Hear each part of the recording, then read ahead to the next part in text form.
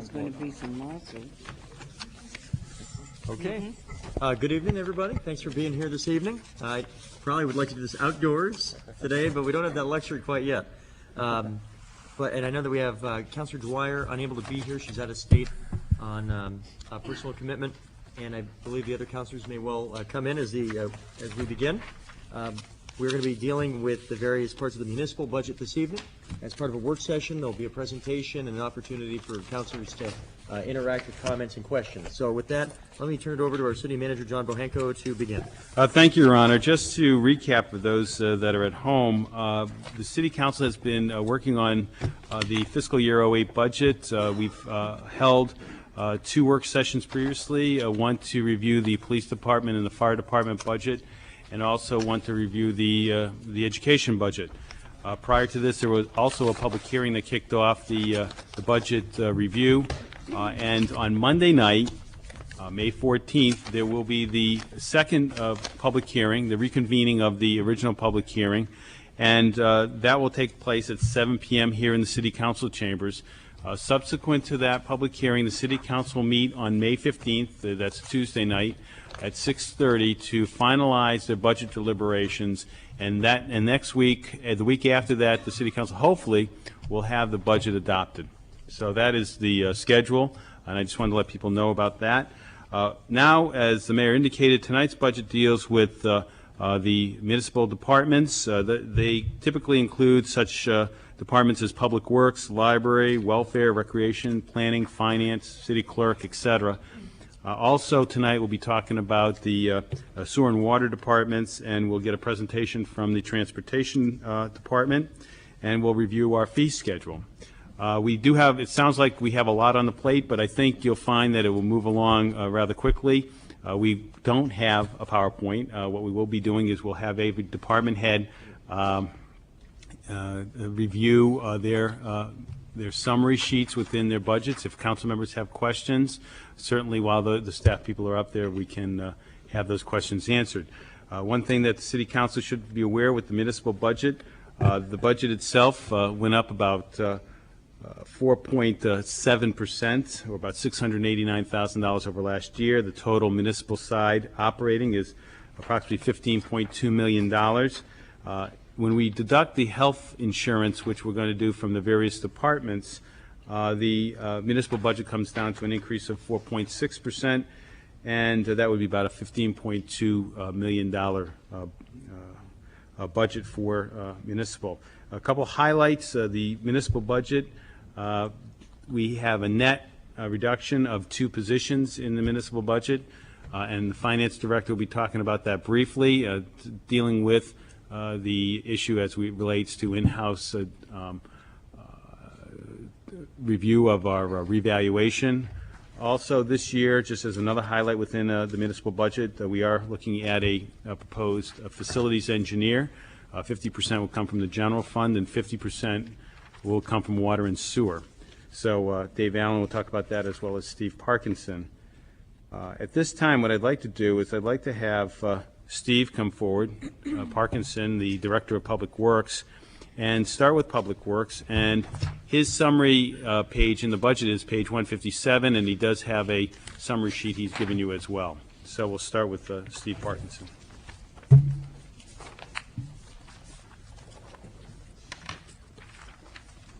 Good evening, Honorable Mayor, members of the City Council. As the manager said, the Public Works Department budget starts with the organizational chart found on page 157 of your budget book. The chart includes all divisions of the department, including highway, water, sewer, engineering, and parking and transportation. The budget I will go over now will be starting on page 158 and is for the highway and engineering divisions of the department. The remaining divisions, water and sewer and parking and transportation, will be gone over later this evening. The mission of the Public Works Department is to provide municipal public works functions for the benefit of our citizens, businesses, and visitors in an efficient and cost-effective manner within budgetary appropriations. The FY08 proposed budget is an increase of 4.7%, or $247,367 over the FY07 current budget. This funding will provide all existing services and programs at current levels, No new programs are being proposed, with the exception, as the manager stated, of a contracted services of facility engineer to manage the planning, design, construction, and maintenance of all city and school facilities. Some of the primary responsibilities of this position and services will include energy management and facility master planning to prioritize improvements and modernization of each facility. Funding, as the manager stated, is being jointly funded through the Highway Department Public Works budget as well as water and sewer. And I might add, Steve, the school department will be an integral part of this. The facilities engineer will be a resource to the school department. They will not be charged in their budget on this, but maybe over time, if this position then becomes a part of the organizational chart for future years, then we might want to figure out what percentage gets sent to each department. The sheet I have handed out is a summary of the proposed budget, showing that salaries and benefits comprise 55% of our budget. As you go down this sheet, you will see a breakdown of the budget areas with the associated costs and what percentage of the total budget each area accounts for. As can be seen, municipal buildings accounts for the largest area of the total budget of Public Works, reinforcing the need for the facilities engineer services. Continuing down the handout, I have provided major increases in the budget, with increases in salaries and benefits being the highest percentage. A major factor in this is the increase due to retirement of almost 33%. At the bottom of the sheet, you'll find department information such as number of employees, which is not changing, miles of roadway, miles of sidewalk, and other facts pertinent to the department. The department continues to explore methods, equipment, and technologies such as energy purchasing, alternative fuels, snow and ice control, and household hazardous waste management to provide the services required by our citizens in the most cost-effective, efficient, and timely manner. At this time, I'm open to answer any questions you may have on the budget. Councilor Penelakos. Yes, you said a facility engineer contract. What do you mean by that? Well, I think, Counselor, what we have is we've started different positions that way. When we started, No. right? Yeah, and that's that. the point, is to determine if the position is warranted for permanently. What we did, we started with the traffic engineer, started as a contractual position for 1 year. That, and then there have been a couple others that we've done. If the council feels after a year that this pilot program is working, if there is value added, and we want to put the position as a permanent position, that's what we'll do. We'll make it a permanent position within the budget. But this year was to, and this, I think this came out of some discussion last year in the budget. I believe there was concern that we needed to take a deeper look into our buildings, not only the municipal buildings, but the school buildings and the water and sewer buildings. We have a lot of work that's going to be needed here. In addition, we're going to need to do some work relative to energy management, sustainable practices. So we didn't feel that we should put a permanent position in here at this time because we wanted to see how it all worked, because the organization, will it work better as a facility engineer? Do we maybe want to look at, maybe after a year, look at a facilities manager? I don't know. I think we need to start somewhere, though. But I'd like to express my opinion on it. We Sure. started out with the parking, with John for the parking. We put him on permanent. Then he left. We ended up to 2 more positions. Every time we put a position on in this city, it becomes retirement out of the taxpayer, and it becomes a health insurance, the whole 9 yards. I have seen this in the past 3 or 4 budgets. They come in as a contract, and before the end of the year, they are full-time. Let me speak to that, if I might, Your Honor. Sure. You know, I don't disagree with you that there should be concern with that. But I will say the facts speak for themselves as it relates to the municipal budget. We have 2 less positions this year in our table of organization. And we try to do that, and I'm sensitive to that. It doesn't mean that because we have a position that we always keep that position. we look at reallocating our resources. We try to keep a table of organization at a certain level, and we try not to exceed that. You're absolutely correct. We did add a couple new people because, quite frankly, with the whole issue of traffic engineering, when we utilize our traffic engineer, we are actually managing projects for the state, and we get money to manage those projects. So we could have the state manage our projects on some of our local streets, but we've chosen to manage those projects. And the reason we've chosen to manage those projects is because we have local control and we can have the public meetings. We could have had the state manage the Newcastle Avenue project. Is that correct, Steve? That's correct. And the problem with that is, though, you lose control. You lose that local control of being able to bring the neighborhoods in and determine some of their needs. So, what would have happened in that case, as there might have been concerns in those neighborhoods, the calls would have come in and we could have said, well, the DOT is managing that. You have to talk to the person that's managing it from the Department of Transportation. We started this years ago, and we have managed multiple projects throughout the city, and I believe there's a value added to that. Councilor. Thank you, Mr. Mayor, and apologies for being a little late and coming in even in the middle of this, but wanted to make a comment. I think Councilor Penelakos' points are well taken about, needing to be careful about about positions that we add and, if they become permanent, whatever. But, I mean, I think I was one of the people who've advocated for a position like this in the city, and I'd continue to support it and encourage, particularly with this one, that we look at it, as an investment in good management of our capital assets and of our operating budget, because as we know, energy has been one of the things that has been eating us up, increasing over the last couple of years at rates far in advance of the rate of inflation, ability to pay, et cetera. And with respect to that, I just would like to add a comment. With respect to this position, facilities engineer is I know a sort of a well-established, profession and position in the business. And we certainly need a person who has those skills. I would encourage that when we do the position and the hire, the advertising of the position, that we try to get a person who obviously has the technical skills, but in communities around the country where they've instituted really successful energy management programs, it's been very clear that a significant part of the achieving the goals of good management of buildings on a long-term basis, it has a real big human element, human dynamic. It's really a key to getting the occupants of the buildings, everyone, to kind of, one person who's able to visit buildings on a, can't be everywhere at once, isn't able. It really has to be a kind of a program that this person leads, kind of a sound energy management program that becomes part of the way of doing business.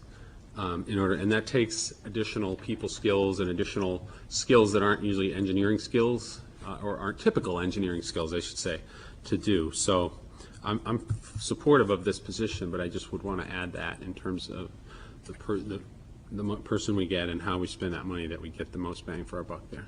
Well, and one thing, too, if I'm understanding, Councilor, some of your concerns, is I think one of the reasons why this budget process this year has been a lot quieter maybe than some of the last few years is that if you look at the net number of positions citywide, what you don't want, if I'm understanding what you said, Councilor Penelakos, is a kind of a creep where the number of positions total keeps increasing and increasing, and the cost of having people increases, health care and so forth.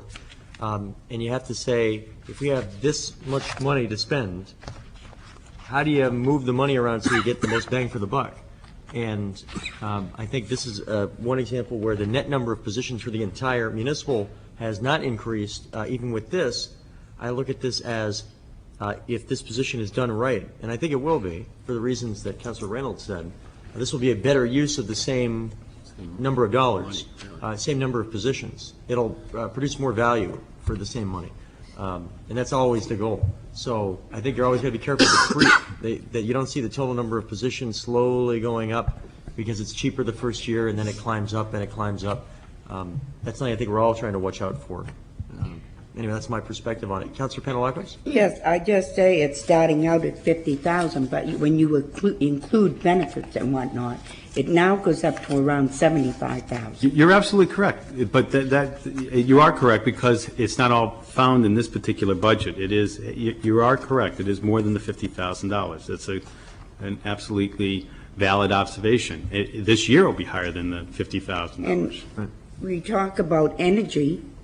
If I remember right, didn't we have Honeywell come in and go over all of our buildings and bring them energy efficient and everything? And we have an audit every single year. Yeah. And we were the first in the country to have that audit. I believe, I have no qualms about that. But at 70,000, that's 2 cents off the tax rate without this position. Again, it's up to the city council. If you choose to remove it, that's fine. I mean, Councilor, I just wanted to be clear that this came up from a discussion last year, and I was asked to bring this back by the city council last year. Can I have a follow-on question? Let me Or go no, to certainly if Councilor there's Whitehouse, others waiting. and then Yep. let me go back to you. Sure. Before we leave the issue of this facility manager, Engineer. all right. My concern is, I hope emphasis is given when we do advertise for the position of people that are employed for Public Works already. As I look at the position schedule, we have a general foreman, we have 2 engineering technicians, we have a facility foreman. So there's 4 key positions, and, I just hope emphasis is given to probably promote from within, if we possibly can. Well, I think it's important to understand what has changed in the city over the last few years. We're asked to do more with less. I mean, we're now a 24/7 operation in Public Works. I mean, I hear from the downtown businesses that we need people out there on the weekends to clean up some of the debris that comes from the multiple special events that take place. And that's good. And we have, if you look at the history of the Public Works Department, you will not see a major increase in staffing. I have always held the philosophy, and I wish other departments would too, I've always held the philosophy that we try to keep at a certain level, and yes, I may create a position, but I don't fill a position or I eliminate a position.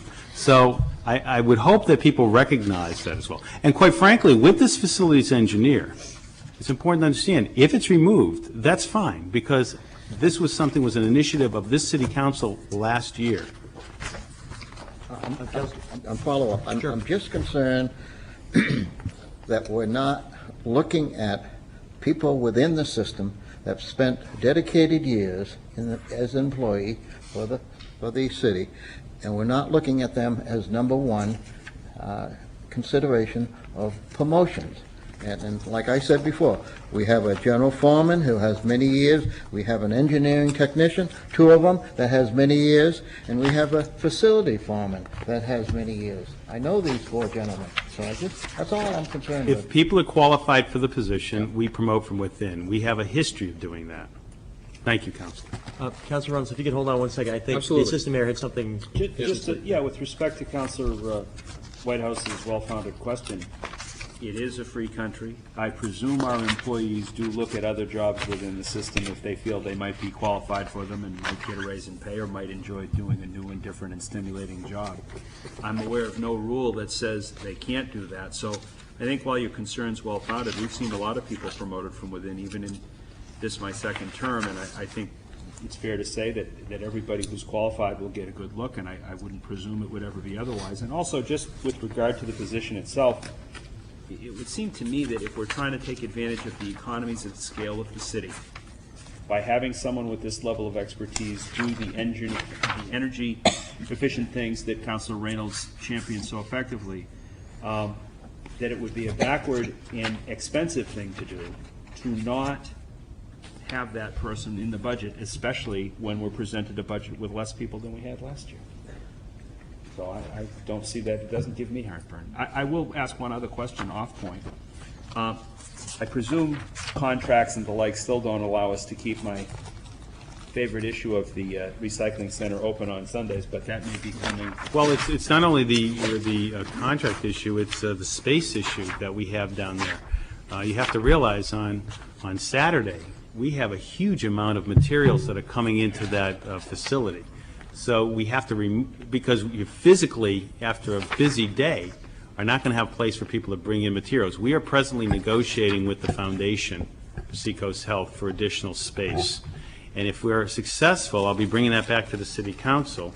And if we're successful, we'll open up additional space. And what we'll try to do is accommodate people with that. I mean, it's not that we don't want to. We understand it's a very, very positive benefit for people, and people utilize it. So if I'm able to successfully do that over the next few months, we'll certainly look at the schedule. Appreciate that. Councilor Reynolds. Thank you, Mr. Mayor. Yeah, just to perhaps wrap up the discussion on this position, I think it's important to put the amount that is proposed to be spent on managing energy, and I would, say utilities. I mean, water use is a part of energy use. But I don't want us to and I appreciate the idea of this being centered on energy, which it will. There'll be issues. Yeah. But this position is going to do a lot of inventory. I mean, I had a similar position in the previous municipality. What the first year of this position will be is to inventory what we have, to fully inventory of what we have, and to put together comprehensive documents to talk about every single building, roof age, age of our mechanicals, and have it in one place and one database, so that for the whole city, So it's not just for broader. municipal, just for schools, for municipal, for sewer, for water.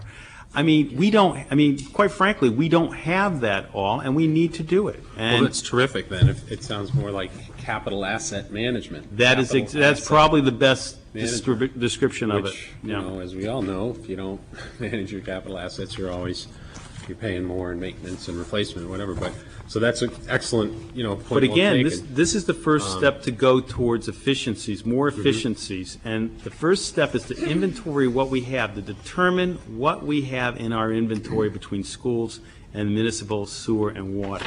The next step at the city council, we discussed this in some meetings with the city council, is how do we have more efficiencies as it relates to maintenance, and how do we have economies of scale in maintenance? This is going to be a major discussion. Where can we combine services to have more efficiencies?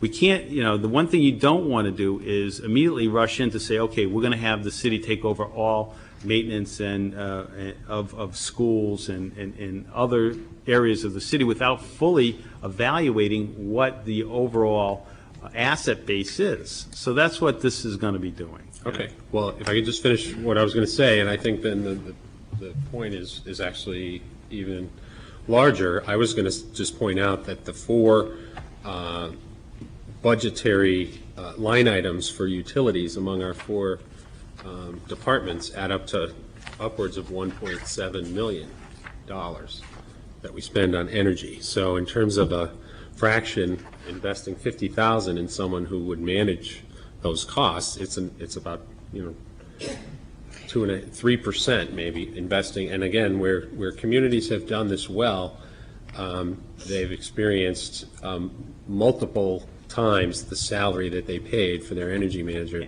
in energy savings. And if the point's being made that this is about more than energy, capital asset management, then what's the value of our capital assets? And just let's not forget, it's more like $75,000, as Councilor Pantelakis said. Do we now manage the schools? Do we now keep up the upkeep of the school and No. whatnot? No.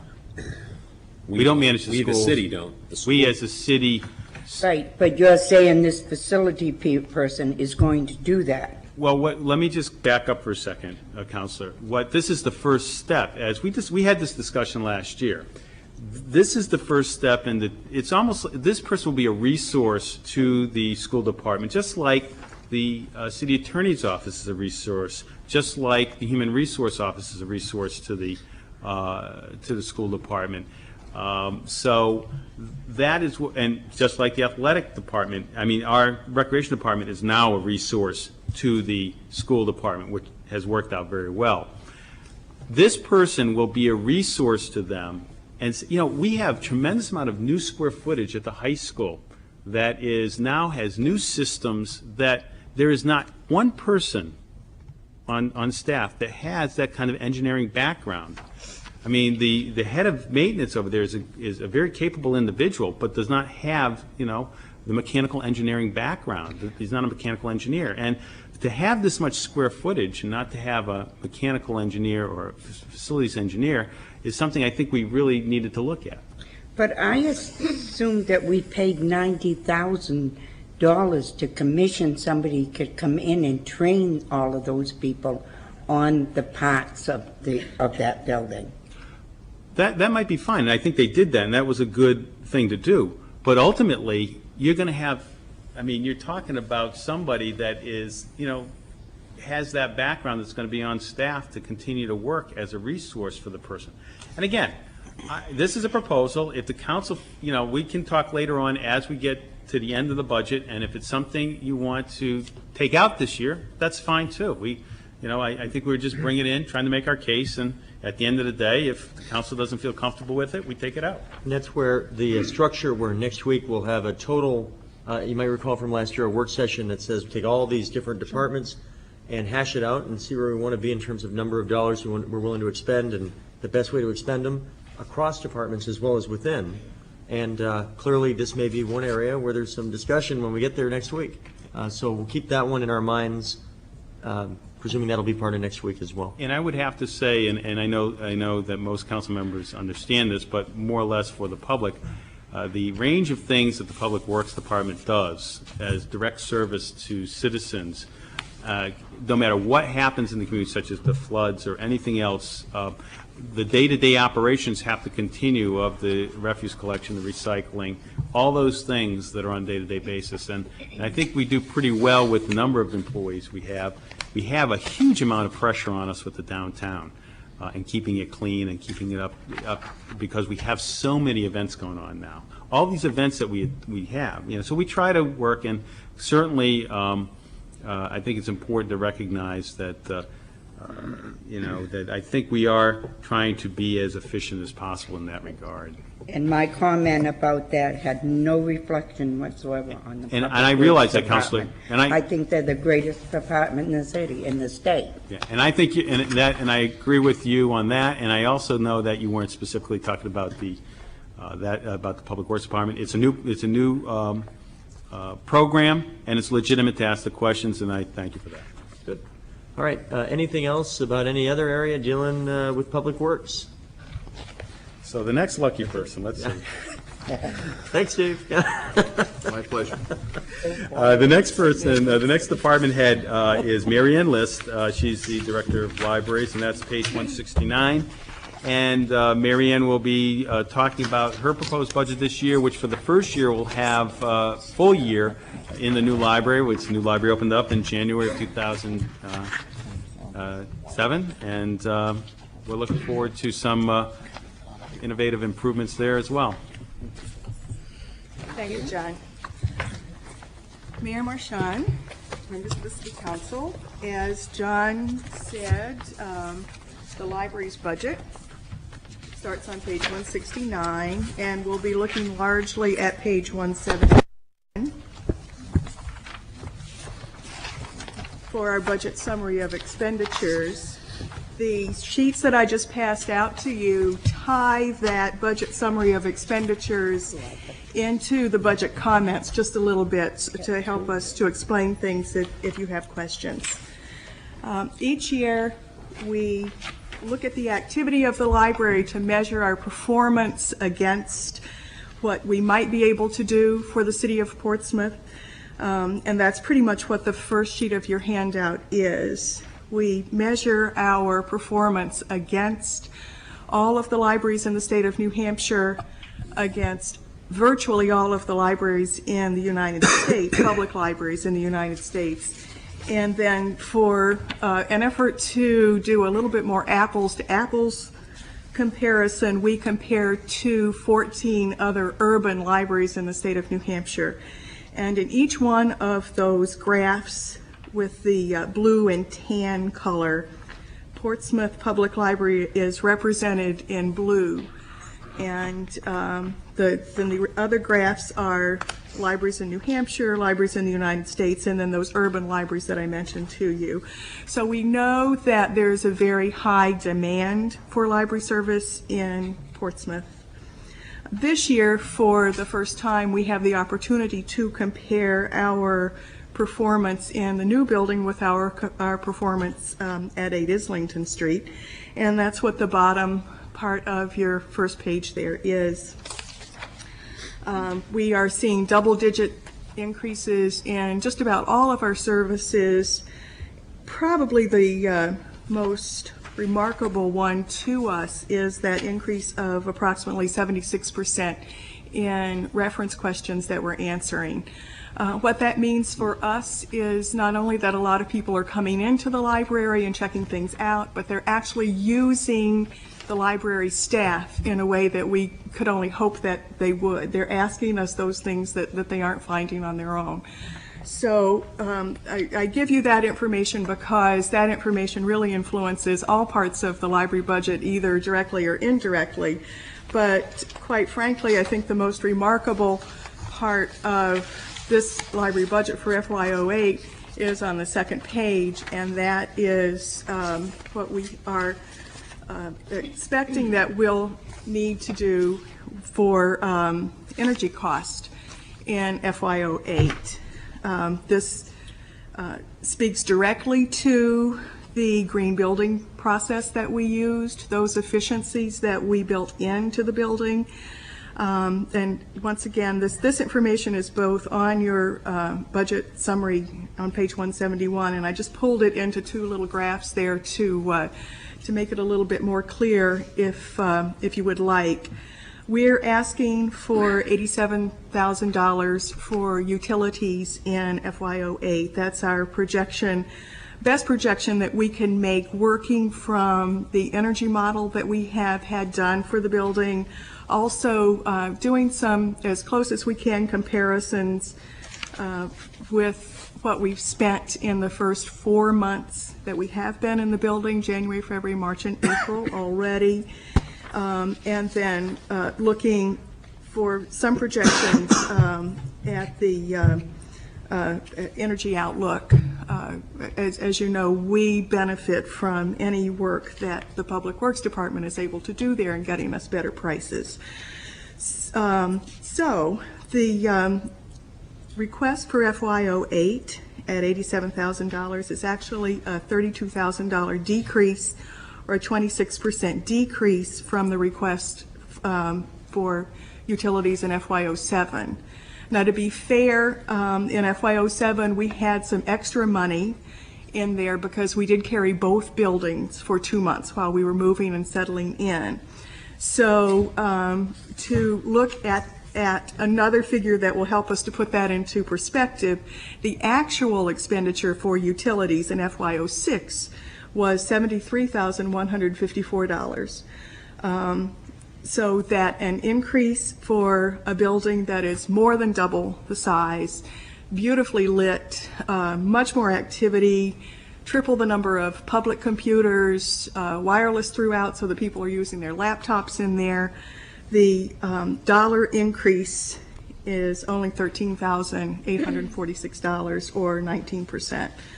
I did list there some of the efficiencies that directly affect the utility line. And as you know, we started out with a super insulated shell with that building and then worked to put the highest efficiency motors and pumps into the building, added some equipment on top of those, such as the heat recovery units and the variable frequency devices to recover even more energy there. And then the last two things there do relate to the lighting. A large amount of natural light in that building.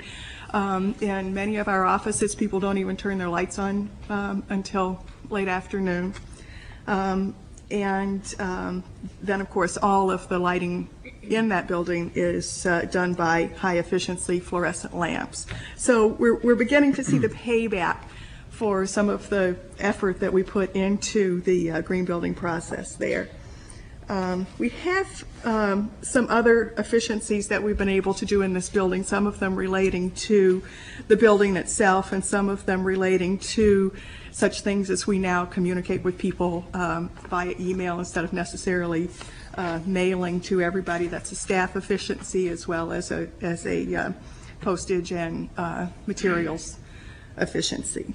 So, once again, not directly related to the professional library service, but related to the building itself is that part of our budget. Our stock and trade certainly is the materials in the library and the information that we either purchase or license or access online, something like that.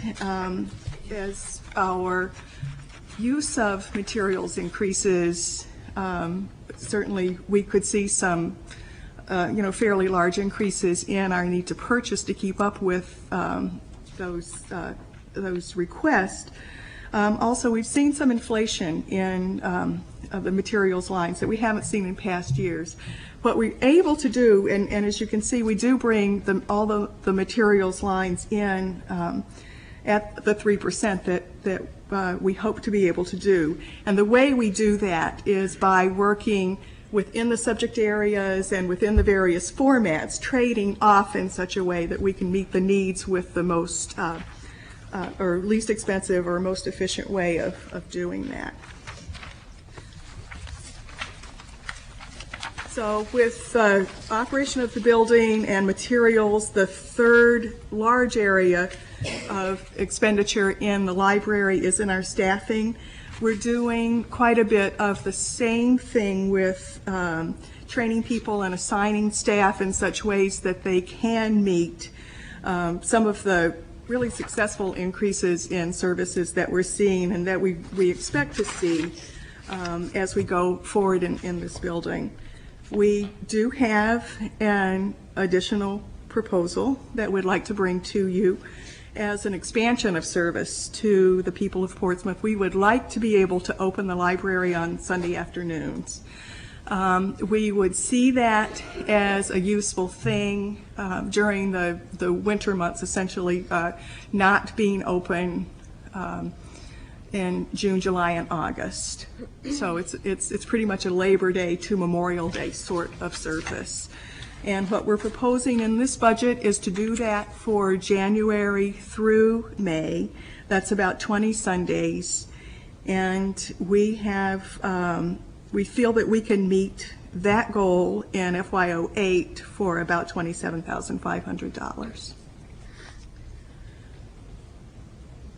So, Your Honor, I think one of the major initiatives in this budget, because again, we heard this last year, because as we got closer to opening up the library, many people in the community and some council members indicated, well, what about Sundays? And so I asked Mary Ann to put together some scenarios, and in order not to impact this budget substantially, we thought we'd try starting it in the third quarter of the fiscal year, January, and that we would run it till May, and so that and if it seems like it is something that everybody in the community feels is a value added, then we would look to put it in the 09 budget for the full year, with the understanding that in the summer months you wouldn't be open on Sundays.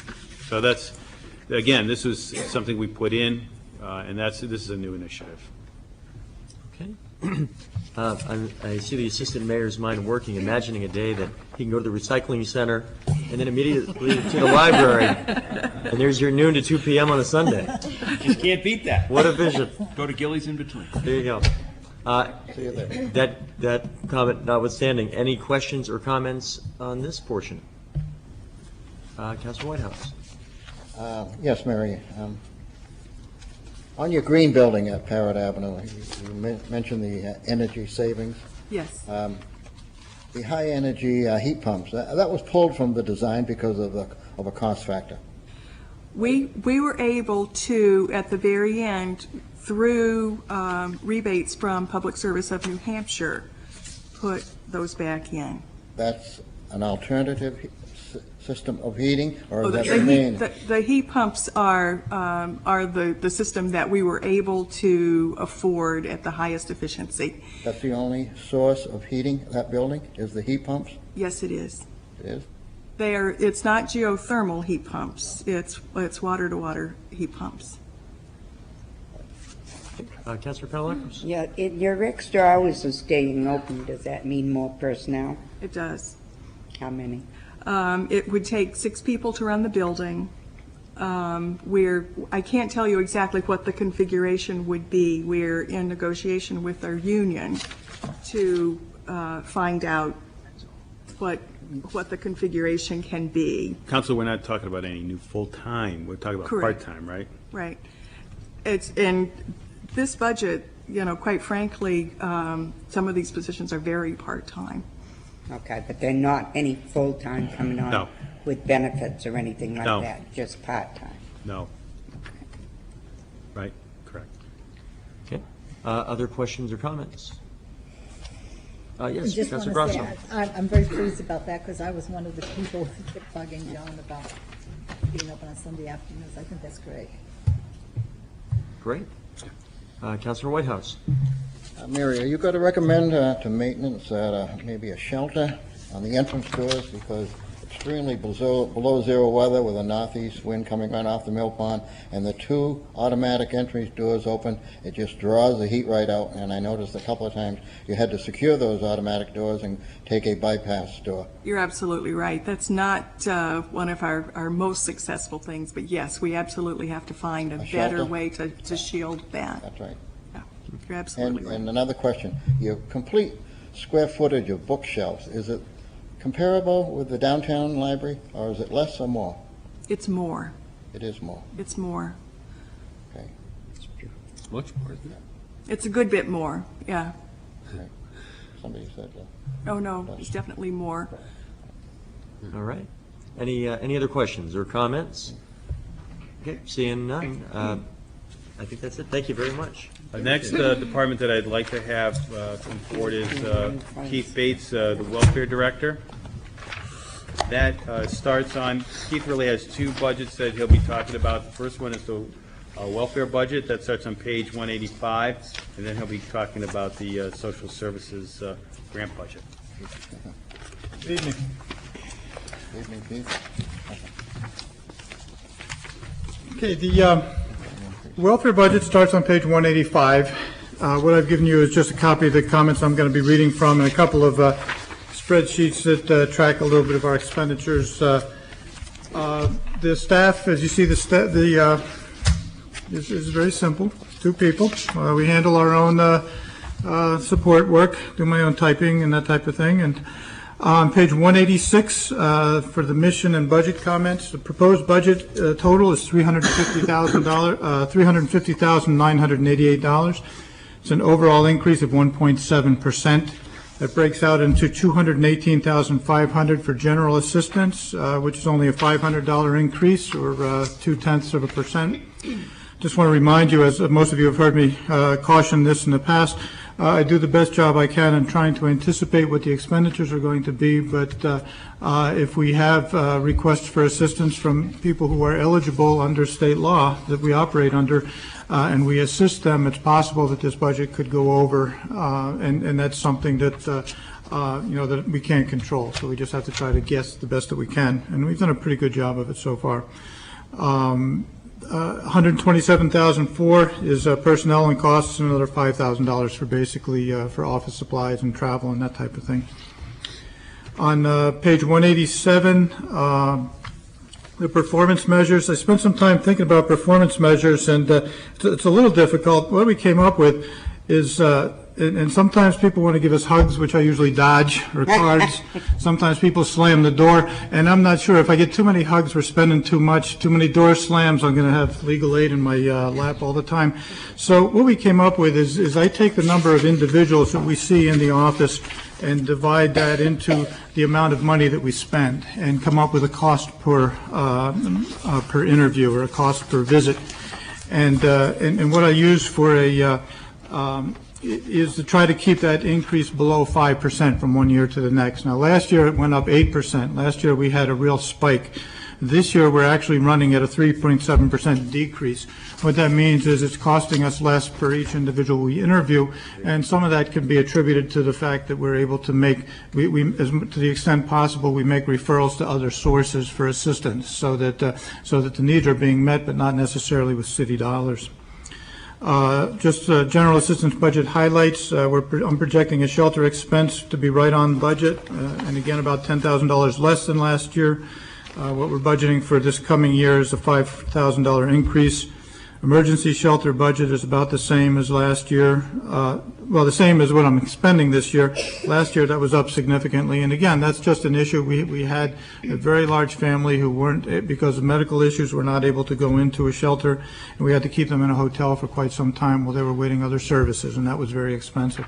We also had a real spike in medical expenses last year because we had an immigrant family who, because of the new laws after 9/11, weren't able to get any kind of federal benefits, and they had some very high medical expenses until they were able to move on to a place where they were more comfortable.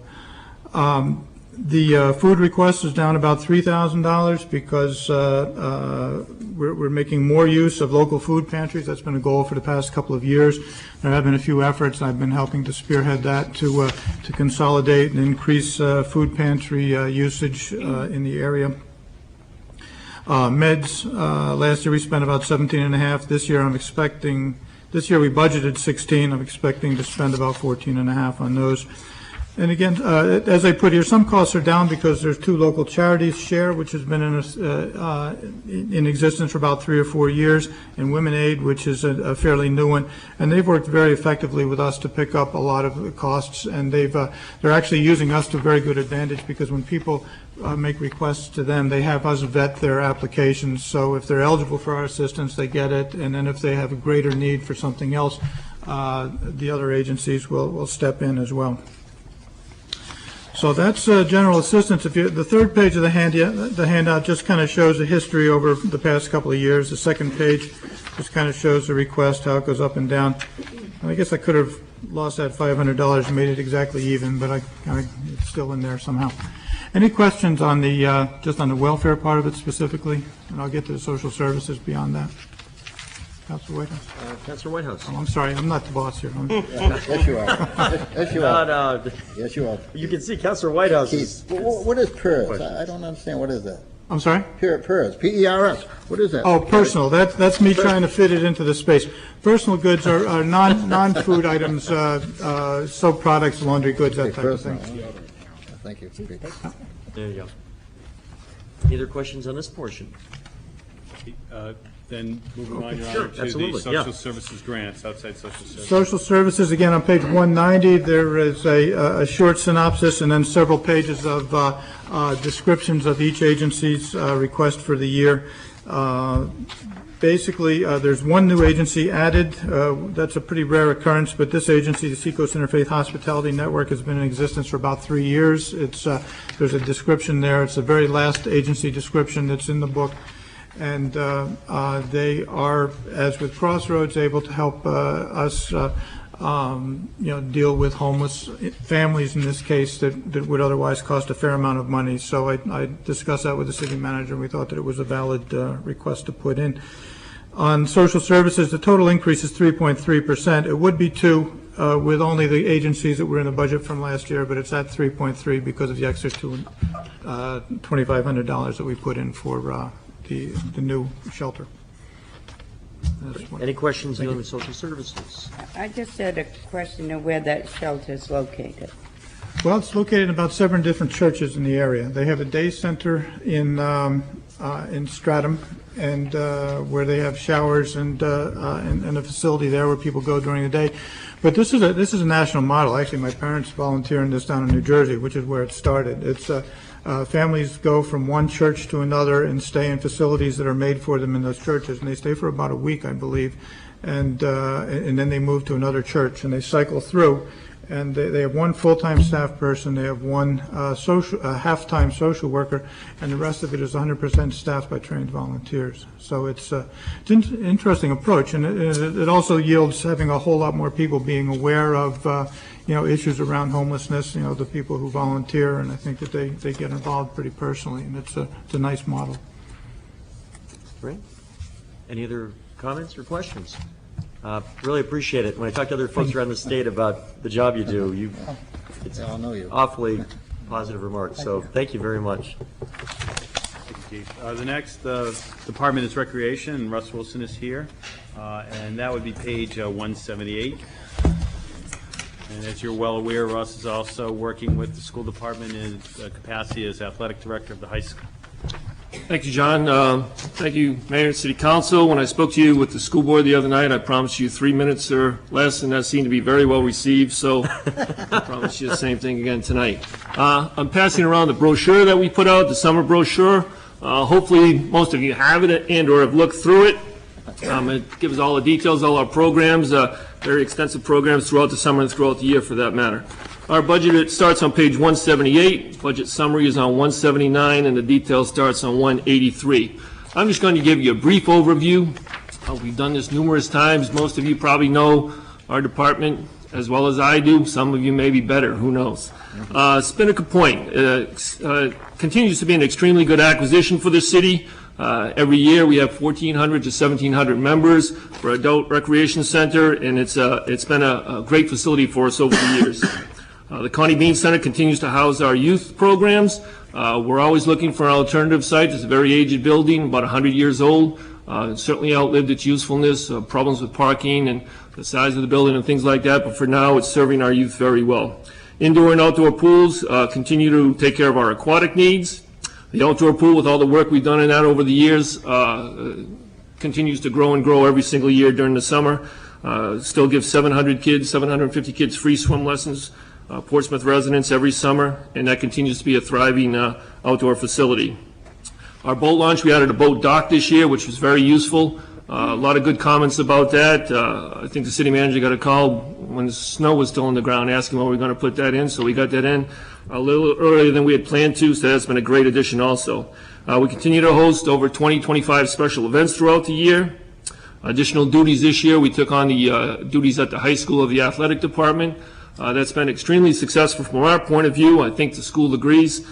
We've had a good time up there. It's been a very smooth transition, very good benefits for the school as well as the city, and that's been a good partnership over the past year. Our budget increase is just over 2.89. Like everybody else, we added no personnel, no full-time people, Councilor Penelakis, no benefits, no nothing. I got a question for you. Okay. Thought you were going to get away, huh? Early. Preemptive strike didn't work. So the increase is just salary increases for our current staff, and that's about it. Thank you. Wow, you do that more efficiently than anybody. That's Less than 3 minutes, just like I promised. There you go. Councilor Penelakis. Yeah. This is a subject I don't like to bring up, Sure. but I have to bring up. We are putting out $421,000 for the indoor pool and taking in $80,000. Correct. Is there any way possible we can come anywhere near making that a profitable position? I know a lot of people use it and everything, but to me, $300,000 coming out of the taxpayer's pocket for an indoor pool is a lot of money. I agree. We all agree. Go ahead. Yeah, I think I'll speak to that, if I might, Your Honor. Council Penelakis is absolutely correct. We've been looking at this over the last couple of years, and I know you've talked about it on last year as well, and it hasn't been lost on me. We have had multiple meetings on this, and one of the things we're going to do over the next year is we're going to fully evaluate this need, because we're coming up to a point next year where we're going to have to determine, it's going to be over 25 years old, this pool. So we're going to have to make some determinations. Are we going to put the additional capital into this pool? The reason we haven't made any major recommendations to the City Council this year, you'll see in the CIP we haven't. I actually moved that out, and I know that's an area that we want to have a full discussion internally to determine what we want to bring to the city council. Because what may be our recommendation, we may look to close the pool. I don't know. We need to internally look at that. But it's a quality of life issue. The community we have to have a discussion on this before we just say, okay, we're going to close this pool. We're probably looking at about $800,000 worth of improvements to the pool to keep this thing going. It's a 26-year-old facility. We need to replace the roof. We need to do the filter system. We need to do the liner. So we're talking about $800,000. And Councilman Pantelakis is absolutely correct. This has a negative cash flow of $300,000 or thereabouts. But it's a public service. It is what some people look at it as a quality of life issue. And to just say we're going to close it probably would be unfair. But to not look at the possibility of closing it also would be unfair. So over the next few months in the year, we're going to take a hard look at this because we've got to make some decisions. And I think and I'd like to bring this back to the City Council outside of the budget process and really have a frank discussion with the community about this. So, I mean, I guess to answer your question, Councilor, I agree with you. It is a negative cash flow, but does it add enough value for the residents that they accept it in their tax bill? That's all. I think that's, there's a number of things we can do. Would we, not to talk about a work session relative to the pool tonight, but that might be something we want to do. And maybe one of the things we do is we say, hey, if we're going to put this kind of money into this pool, let's just not charge residents. Let's have it like Spinnaker, residents only. And that might be something we want to look at. I don't know. That is just a number of things that as a council, you're going to have to wrestle with as we bring it to you. So my suggestion would be that we have a special meeting on this in terms of talking about it. This was another one of the federal monies that came in and build yourself a pool and then you take care of it. No, I think we had a very minor amount of money. I think it was like $50,000 that came in from, but it was for the purchase of the land or something, I think. But it was not specifically to build the pool. The pool itself, like I said, is 25 to 26 years old. It's at the end of, many of its major parts need to be replaced. So this will be a good time to start talking about the issue. And clearly, if we'll be putting it on the agenda sometime in the probably early fall. I think it's up for discussion. And will we be making a decision on it before the next budget? I hope so. I mean, I have looked at $300,000 a year. Right. Each year. Right. And I mean, I don't like to talk about that because everybody says it's a quality of life, but we're struggling here to keep police departments going, fire departments going, and municipal going. Councilor, it's a valid question.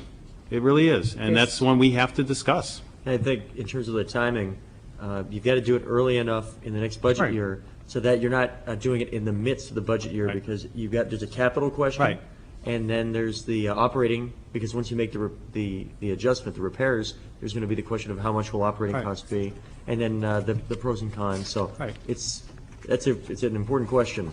Right. Do we have 70,000 in the capital improvement budget for there?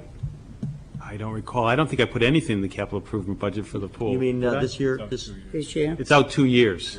2 years? Yeah. It's 09. I took everything out that was scheduled to go into the capital budget for this year for the pool. I took out specifically because I wanted to have a full discussion on this before we start spending any more money at the pool. And I'd like to start that discussion early in the fall, if that's okay with the council. You got to do that, start it earlier rather than later in the budget cycle. So. Absolutely. Okay. Thank you for the question. Important question. Councilor Smith. Just a brief question, if I may. I was looking at the telephone in your budget for the indoor pool. It goes from $1,500 up to $3,000. What we do is, whenever I do a budget, I look over the past 5 years. You can see in '06, we spent just about $3,000. So we'll look at a period of time over the past 3 to 5 years and usually use an average to come up with the current figure. So How many lines do you have out there? There are 3 lines out there. Thanks. Great. Thank you, Counselor. Other questions dealing with recreation? Oh, Counselor Whitehouse. Yeah. I'll be bringing this up under the Fees Committee report, but I just like to see how you feel about an issue, and that is the boat launching ramp. Now, we lay down a new matter there. We've got a new finger pier built, and it is quite popular. It's a place where you can launch your boat and be out beyond the breakwater within probably 5 or 10 minutes. Now, there's ways of gaining new revenues, and I just will recommend this year, when we hear the Fees Committee's report, that we increase the rates for launching of boats, because there is a possibility of gaining new revenues. I mean, we're only making anywhere from $59,000 to $6,000 a year in revenues on that boat launching ramp, and that's peanuts. So, have you given this any thought? I have my own personal opinion. It's free for residents and $10 for non-residents. If you want to increase the non-residents, I have no problem with that. I personally, as a personal opinion, like it to have it free for residents. Yeah, I think it's one of those things that the city offers that's a great benefit to the city. Was this given any thought when the Fee Committee met? Yeah, there was thought given to that, and we weighed it, and as you start increasing the fees, you have diminishing returns, because it kind of is we don't want to do so many improvements down there that it attracts more activity, because we only have so much room that, you know better than anybody else, Counselor. Yeah, I know. The access points into that island are very difficult, especially when somebody's trailing a boat. And in the height of the season, we've had people come in, we've had even the state even asking us if we'd like to accept a grant to, upgrade that. Take it. And the fact is that we'd say no, because then after you accept that grant, as Council Pantelakis is aware, and others, you cannot restrict it. And the better you make it, the more vehicles you're going to have down there that are towing boats. And it just physically can't take that activity. It is what it is. It's a nice convenience for local residents, and maybe some people from out of town come and use it. But as you bump those numbers up further, they're going to go somewhere else that probably charges the same with more amenities, which is fine. But we don't try to. We want to cater to our residents on this particular issue. Yeah, I'm not talking about the residents. I'm looking at the trailers and the plates that are parked in the parking lot. Many Maine, many Massachusetts plates. Why not tap that revenue? It's there. We'll certainly look at that, absolutely. Absolutely. We'll put that on for the next fee committee, and we'll take a look at it. We certainly can do that. Okay. Other questions, comments? I think that's it. Thank you very much. Thanks again, Russ. Yep. The next department that we'll be talking about is the Planning, Inspection, and Health, and Cindy Hayden will be handling that. We'll start with page 116 with the Planning Department. Good evening. Just give you a little quick overview of the 3 regulatory departments. Planning Department, as you know, administers the zoning ordinance and land use regulations. Staff to the Historic District Commission, Planning Board, Conservation Commission, and Board of Adjustment. As I'm sure you also know, we've got lots of development and redevelopment going on in town, so those boards and planning staff are quite busy these days. We have 6 core staff in the Planning Department, Planning Director, 2 professional planners, and then 3 administrative staff, which staff the boards. No big changes in the budget. $498,000 is sought in this coming fiscal year. And if you'd like, I'll just go on with the other departments. We can come back at the end for questions. Sure. Okay. Inspections Department. Page 122. Sorry, yeah, page 122 for inspections. Inspections issues and oversees, administers the all building permits, electrical, mechanical and plumbing, and also the signs. 4 full-time employees in that department, as well as the part-time electrical inspector. That budget is sought at $350,000. And as you know, the inspections department is not just issuing permits. They do all the plan review to make sure those plans are in line with all of the building, et cetera, codes. And that also involves going out in the field, doing the on-site inspections and final inspection before they issue the occupancy permit to make sure things have been safely built and built to code. Biggest change we anticipate in that department this coming year is the retirement of the mechanical and plumbing inspector, John Lanoy, who has been there quite some time. We're advertising to fill that position right now. We know that's going to be a challenge to fill, and we're going to try and download everything in John's brain before he retires. So we're hoping to do a little overlap between the new person and John before he goes. Next department on page 126 is the health department. Health Department basically inspects and licenses all the food service establishments in our fair city, of which there are well over 300, including all the temporary events that have food associated with them, which you know there are many, many of. They also play a very important role in the health department in terms of public health. More and more, the pandemic planning and emergency management is becoming a big issue for all communities and all states, including Portsmouth, as well as the increasing issues of public health like EEE and West Nile virus, et cetera, and doing public education surrounding those. That department now has 2 full-time professionals in it, and we have found that that has worked very well, and they've got a real presence out in the community now, both on the restaurant food service side as well as on the public health side, and are working very closely with businesses to bring them into compliance. And that budget for the health department is just a little over $100,000. So that's all I have to say. And any questions? There you go. Any questions for Cindy? Comments? Any of the areas that were just described? Yeah, man. Yes, Councilor. Yeah. I hate to be the only one. I don't quite understand. Under your position schedule. Which department? What page are you on? The health department. Your position is deputy city manager. It's a 0.5% increase. Can you explain that to me? Right. What does that mean? Good question, Counselor. My salary as deputy city manager is actually spread amongst a variety of departments. This year it's 85% in the planning department. Okay. 5% of my salary and benefits or just my salary come out of the health department, 5% out of the community development block grant. And yeah, that's 10% out of community development block grant. Okay. So last year, there was none of my salary was out of the health department. So basically, it's not any new positions or anything, it's Right. simply a It's not- reallocation of your time and Correct. that sort of thing. Moving things around. Right. All right. Okay.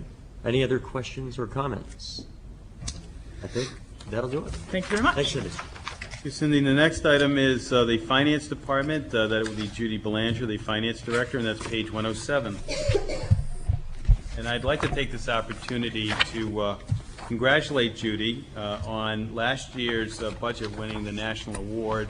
I think this was a goal that the City Council had set out a number of years ago, and it took us a couple years to get it, but she did get the national award for last year's budget, and you'll see a copy of that in the front of the budget. We're the only municipality in New Hampshire that has that at this time. Thank you. Mayor Marchand and City Council members, I promise to be extremely brief. The Finance Department services the citizens of Portsmouth as well as all of the departments within the city. And it consists of the accounting department, tax collection, assessing, information technology, city purchasing, and billing. The fiscal year '08 proposed budget represents an increase of just under $78,000 or 5% over the prior fiscal year. Overall, the department has reduced its full-time staffing from 19 to 17 positions. But I'm only going to talk about 2 major highlights that I'd like to address this evening and then answer any questions that you may have. One being in the assessing division. The assessing office was able to reduce staffing by 1 full-time position as we reallocated resources after the completion of the revaluation. As you may recall, the revaluation of 2006 was completed in-house. The last revaluation, which was performed in 2002, we had hired a consulting firm, CLT, and that cost for that revaluation was in excess of $750,000. This past year, the cost of our revaluation, completing that in-house, has been estimated to be about approximately $275,000, which is less than half from 2002. The second highlight is in our information technology division, which main function is to maintain all the city's servers, software, and network infrastructure, and this includes the fire department, library, and police department. In addition, the department provides technical services and ongoing application training to all of our employees. One major increase that you'll see in the IT department is an additional funding for technical support for our public library as a result of the increased number of public computers, which has been very successful over at the library. More computers does require a much higher impact on our IT department. The IT department also maintains public communication, and this is our web page, which has also been very successful. I think we've all taken advantage of the web page. It provides an array of information from meeting schedules, agendas, department information, financial information, applications, bids, and RFP documents, as well as videos from city council meetings, police and fire commission meetings, school board, etc. Just a couple of interesting facts on our webpage as a comparison. Last month, just April alone, we had over 165,000 users, which means about 5,500 users per day. Our budget document, which is posted on the website, has been accessed over 1,000 times. And in the last year, we implemented posting our RFP and bid documents on the webpage, which has also been very successful. I've had over 600 downloads for various bids, which opens up an array of, reaches more vendors for competitive bidding, but also saves the city money on postage and paper and staff. The remaining divisions in the finance department has just experienced moderate increases due to the salary and the increase in the retirement.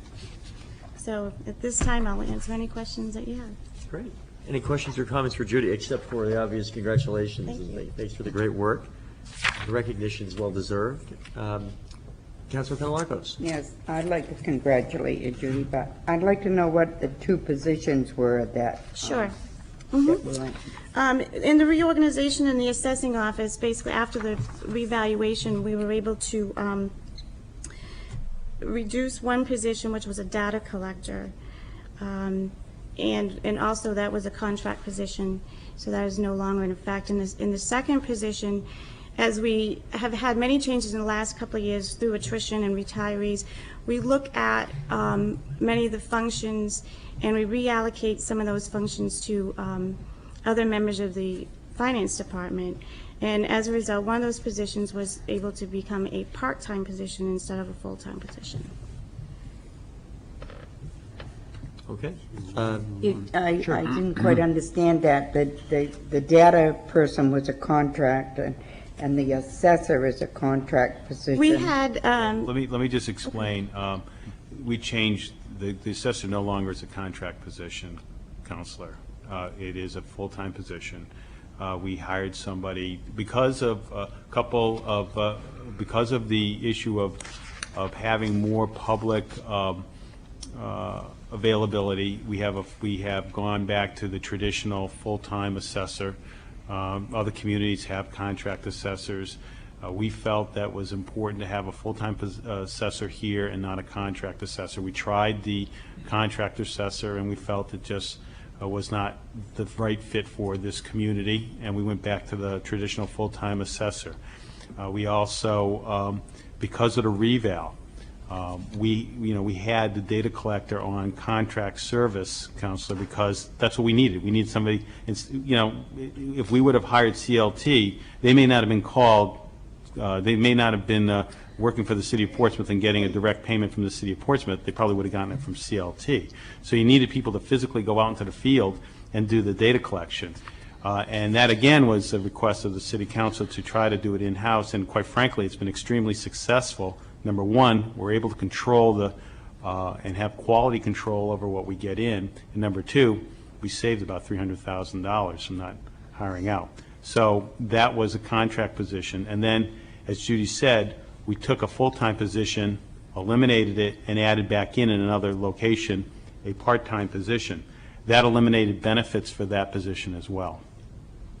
Thank you. Thank you.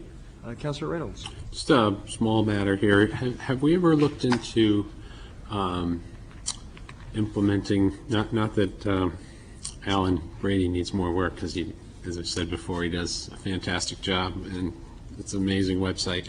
But have we ever looked into the prospect of enabling the payment of things like parking tickets and/or tax bills. Right. We've done that, and one of the things I was just going to say, perhaps in a way where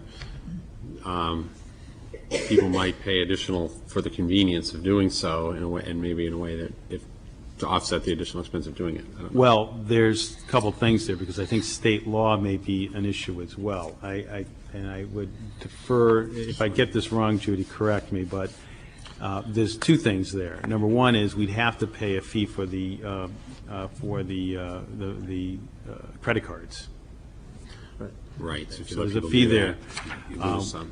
And then the second thing is, I believe under state law, you can't add, if they're paying their taxes, I don't believe you can add a fee to that. Is that There correct? have been we've been doing some more research, and what has come up recently is that if we put on our webpage a link to an outside company, they can charge the taxpayer or the person making the payment. But it's a substantial amount at this point, so to pass that Right. on. But we can't, as a municipality.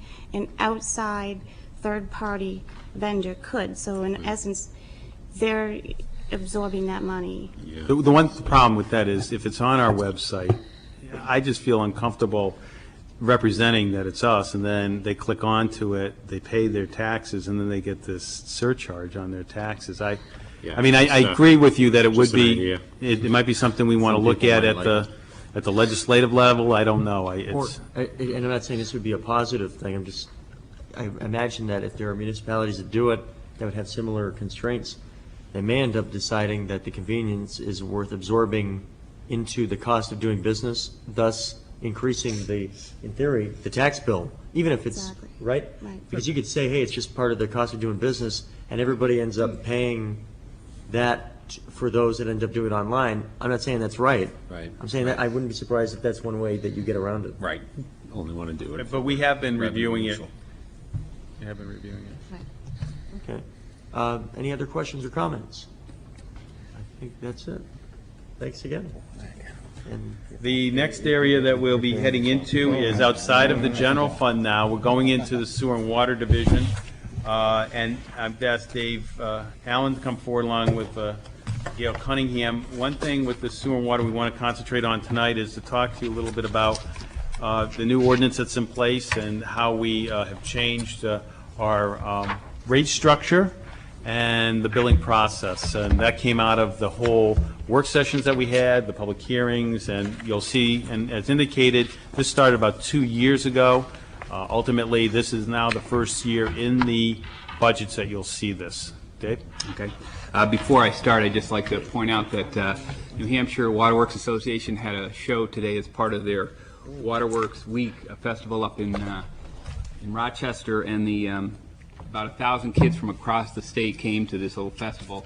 Two of our operators, our engineering technician, Tom Cravens, and Dave Lipmeyer, brought a sample of our water up there, albeit they know where the best water is in our system. But in a blind test, we were the overwhelming winners, and we got this plaque for the best tasting water at this festival. Hey. Wow.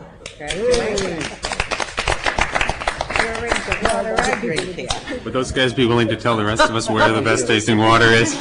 Directly to Councilor Pantelakis' house. Yeah. Okay, the water budget, we'll start with the water budget, and that Page begins 251. Yep. FY08 budget reflects our focus on infrastructure improvements as well as the implementation of a number of initiatives that will encourage water conservation, energy efficiency, and other sustainable practices. The proposed water division budget of $6,468,136 represents a 3% increase over the FY07 budget. It should be noted that the operations and maintenance portion of our budget are only increasing by 0.4%. The remainder of the increase is for the capital improvements and vehicle replacements. I'd also like to emphasize that our budget is largely driven by both regulatory requirements and other capital improvement in our capital improvements program. As John had mentioned, the most significant change in this year's budget is the implementation of a two-tiered or inclining block rate structure. The new structure represents one of the recommendations of our water sewer rate study that was presented to the council last year. In this system, the first 10 units which use per month, and a unit is approximately 750 gallons, so 10 units is equal to about 7,500 gallons. So the first 7,500 gallons people use per month will be billed out at a rate of $1.90 per unit. Anything above the 10 units is billed out at $2.20 per month. Now, in our system, over 80% of the residential customers will be billed out at that lower rate. As mentioned in your budget message, this method of billing was adopted to provide both an equitable method of financing our water operations. The large volume users are really the ones that drive a lot of our infrastructure improvements on both water production, storage, and our piping systems. In addition to the two-tiered rate system, the fee schedule includes what we call a capacity use surcharge. And I think this was something that was brought up at previous council meetings. And this surcharge is a fee for both water and sewer service connections, new sewer and service connections to the system. The fee was another recommendation of our water sewer rate study, and it will require that the larger users, the greater demand users, will be putting more money into the system due to this higher fee. And it's just a one-time fee. It's the fee when they come into the system. And again, I think that's, as a result, I do recall, Councilor Whitehouse, this was an inquiry that you made back when we started this, the process. So it is not exactly an impact fee, but it acts like one. And just for an example, if a single-family house was to be built and tied into the system, they would be paying $549 as part of this capacity. That would be a new-built single-family house. New-built single-family house. A large volume user, for example, somebody who used 50,000 gallons per day, and we do have those in the city, would be paying about $109,000 to tie in. So it's not insignificant. I would say it's less significant for a single family or a single type structure, but certainly a large water user that is the one that's going to drive our improvements is going to be paying into the system. And the one thing that we had to do, if you recall, we had to make sure that it was defendable, it was equal to all, and the formula lays that out. We worked with both our legal department, who worked with the Public Utilities Commission, and also our consultant who did the rate study and came up with this system. Some of the other initiatives addressed in the budget include a number of programs that are related to the water conservation and to sustainable systems management. The initiatives include a formal leak detection program. This program uses electronic listening devices to detect movement of water through our pipes at low use times. In addition, we're moving to an automated meter reading system, and we're going to be going out for proposals in the near future on this. And this system will allow us to read water meters through radio and or telephone type system. That meter reading system allows us to transition into monthly billing, which is a very important element in our future plans. And in addition to getting the instead of getting meter readings just once every 4 months, we're going to be able to get instantaneous readings whenever we need them, but we'll typically be getting them on a monthly basis. We can use that information along with our water production numbers and our leak detection numbers to further address any unaccounted for water issues. What is that going to cost us? What is the automatic? Right now it's going to be done over a 2-year period, and we have in our capital improvement plan, we have $450,000 this year and $450,000 next year. But one of the reasons that we're doing it is part of the program. We're at a point where you have to change out your water meters every 10 years. So we're at a point where we have a large number of meters that are going to need to be changed out. We're going to take this opportunity to address that issue at the same time. Thank you. The last program I'd like to point out is that we are moving forward with developing an asset management system that will coordinate our work order system along with our infrastructure inventory and our existing geographic information system. Coordination of this information will provide both an analytic tool that will allow us to better prioritize our capital improvements as well as analyze trends and trouble spots in our system. Our capital projects this year, including the beginning of the construction of our new water treatment plant in Madbury in the fourth quarter of '08, and the upgrade of the Greenland well beginning the fourth quarter of '08. And as previously mentioned, we look at the facilities engineer position, which is going to be partially funded under the water system and the wastewater system, as a valuable component in moving forward with these construction projects.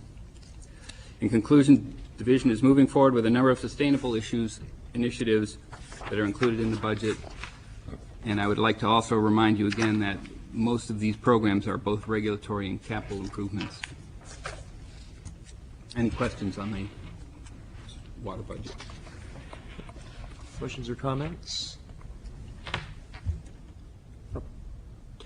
I always look at you for Yeah, well, I was really confused when I saw the formula for determining this new rate.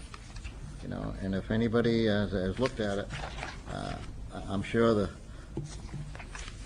it couldn't have been just one consultant. There must have been 4 or 5 sitting down together preparing this formula. The formula reads, CUS equals the PADF divided by the EDU multiplied by the CIM, which means the capacity use surcharge equals the proposed average daily flow divided by the equivalent dwelling unit times the capacity improvement multiplier. Now, so you know, I had to go and see it, my own consultant friend, and he was baffled, and he said, "I'll get back to you." Well, let me just walk you through it. Yeah. I mean, the proposed average daily flow of a household. Yeah. Let's go. We'll start with that. Proposed household daily flow, 250 gallons per day. Okay. Then divided by equivalent dwelling units. That would be, again, divided by 250. That's a constant in the formula. Times $549, which is the capacity improvement multiplier. Again, that would be annually adjusted, would equal the CUS, which, as you indicated, is the capacity use.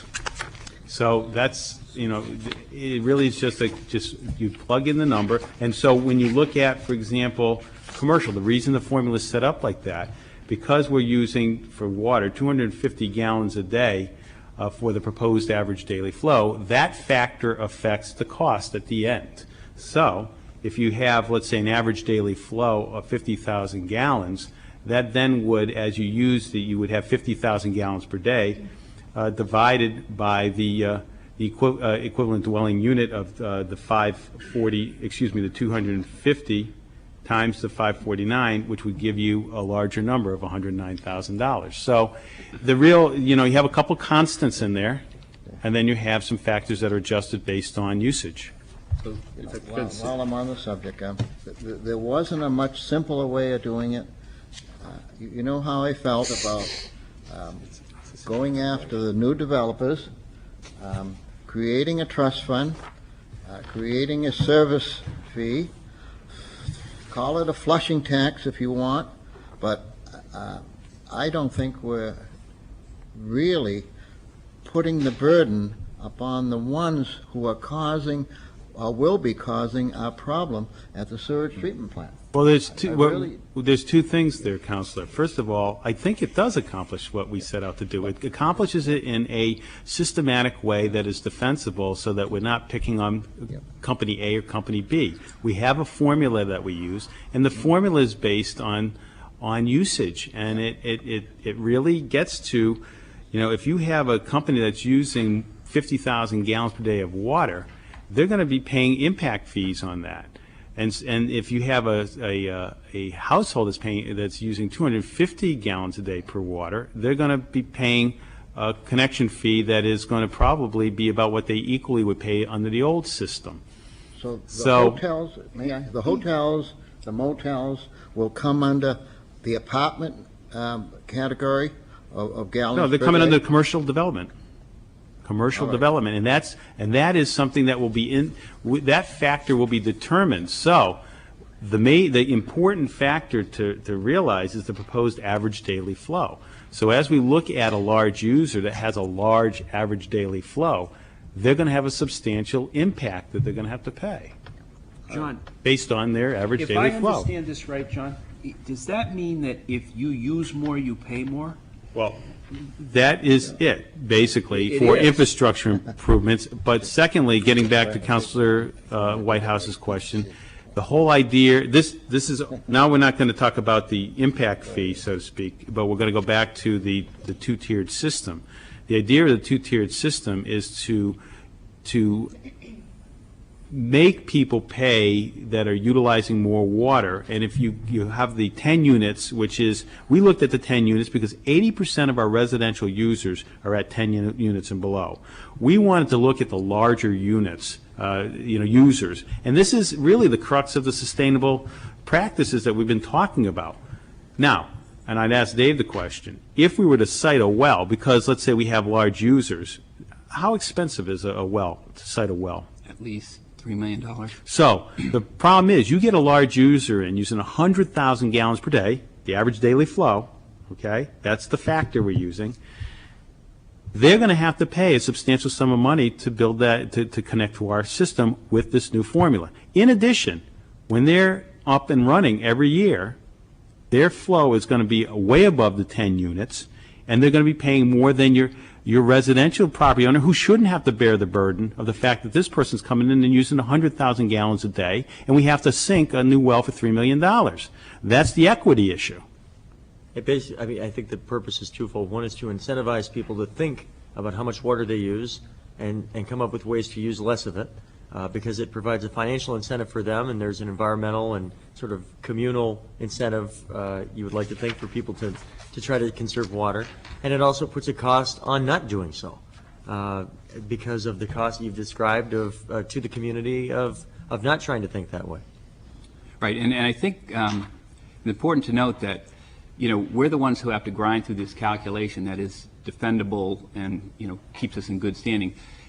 But last year, I think we looked at the number of new meters that went into new installations, and there were about 50 to 55 times that we would have had to use this, because this is that one-time connection fee when a new user is coming online. Okay. I know I saw a few other hands. I think Councilor Tenwalker? No, he answered the question. Thank Okay. you. That's it? We can go on to the sewer system. Yep. Page 265. Again, even more so than in the water system, the FY08 sewer budget is a reflection of our capital improvement program that is required to meet our federal discharge requirements. Most significant of these being our sewer master plan, the 201 facilities plan that we're going to be doing, a master plan again for our wastewater system that will be looking at our options for our secondary discharge, as well as our combined sewer overflow program. Other projects include upgrades to the Mechanic Street and Rye-Line pump stations. These are important in that Mechanic Street pump station is our largest energy-using facility in the city. What we're going to be doing is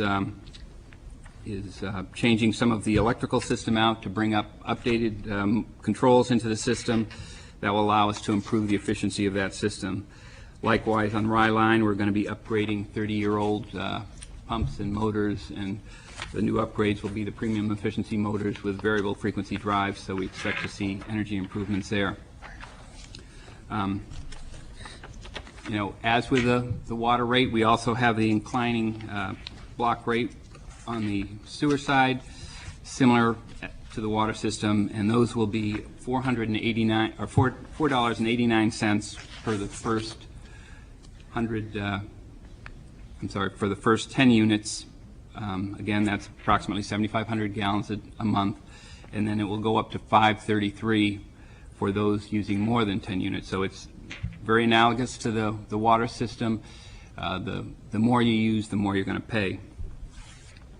In the water and sewer budget, the sewer budget, I'd like to point out that our personnel costs represent really only 15% of the budget, so it's you can see it's driven by these infrastructure improvements and operation costs outside of personnel. The capacity use surcharge system will also be used on the sewer side. So again, if we look at those two examples, the single-family home would pay $508. That 50,000 gallon user would pay about $101,000 to get into the system. Also, like the water system, that asset management system that we're developing for the water system will be able to be used for the sewer system also. This year we purchased a new TV camera that allows us to digitally record when we inspect the sewer lines.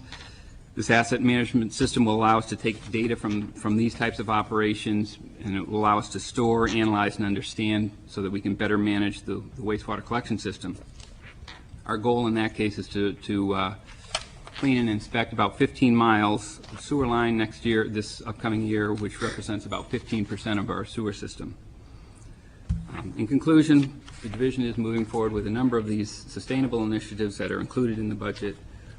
And again, we are largely driven by both regulatory and our capital improvement plan. Great. All right. Questions or comments here? Councilor Grasso. Yes, thank you. David, the water, particularly the rate, is a jump from the rate this year to the 190. Do we have at this time any idea, is that 190 rate just for 1 year, or is that going to be going up yearly? Because that is an increase. Yes, it is. I think this has to get analyzed each year.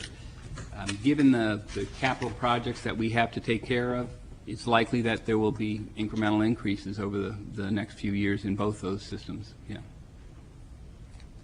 Councilor Panalakos. Yeah, did the EPA give us a timeline?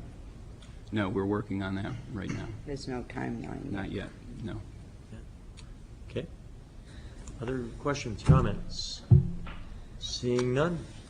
Thank you, David. Thank you, Thank you guys very much. Thank you. The next department, I'd like to have John Frederickson, Steve Parkinson come up to talk about the Parking and Transportation Department. That starts on page 290.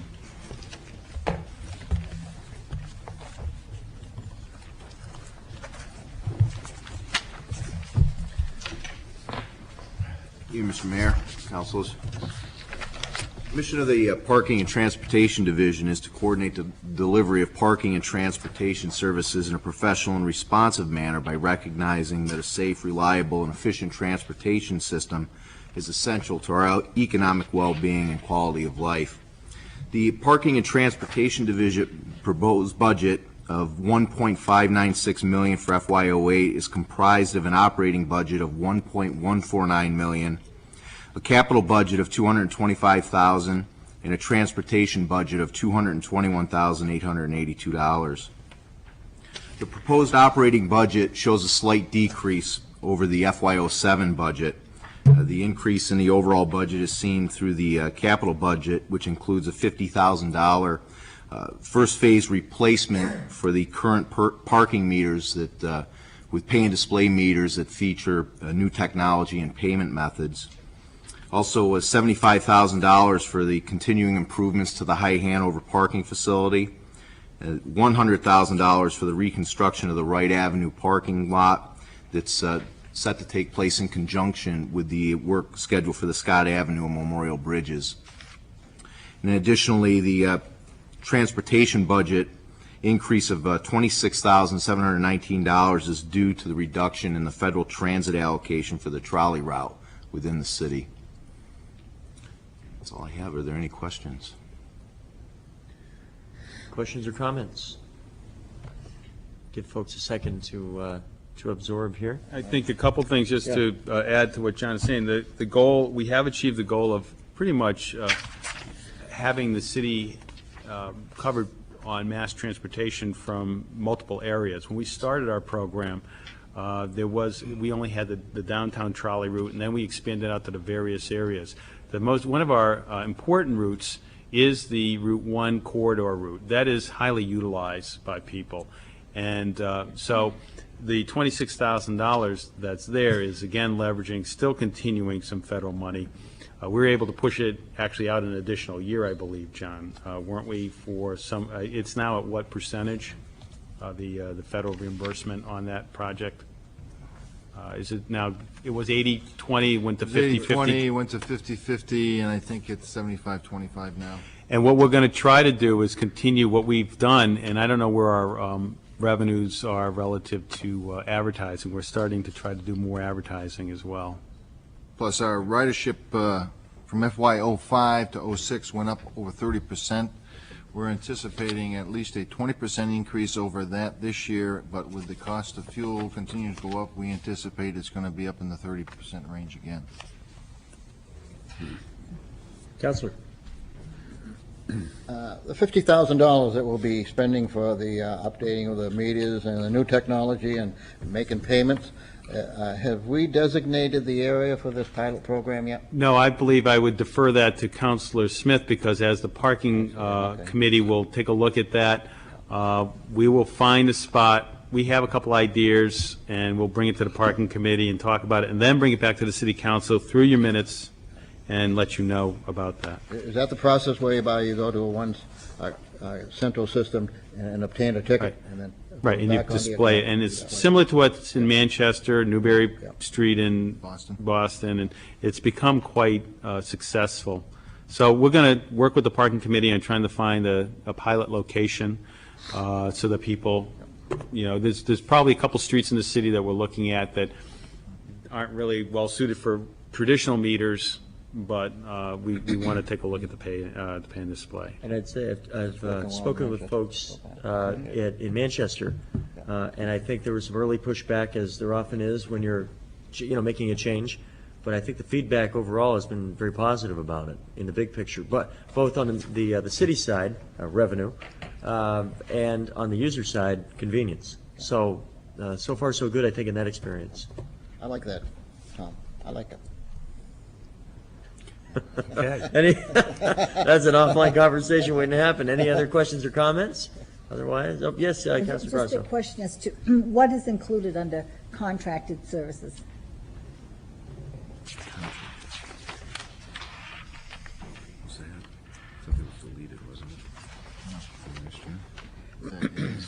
Some of that is our cost of collecting coins from the meters, utilizing the police force.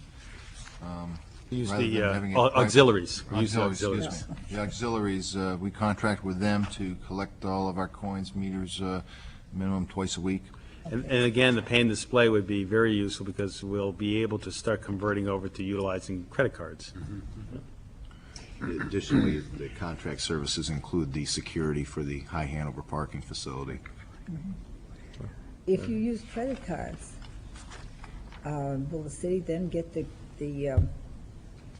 net amount that you get now by using the meter? Well, one of the things that will come out of that is and Judy, I've asked Judy to take a look at it, and Judy, you want to try to give a little background on that?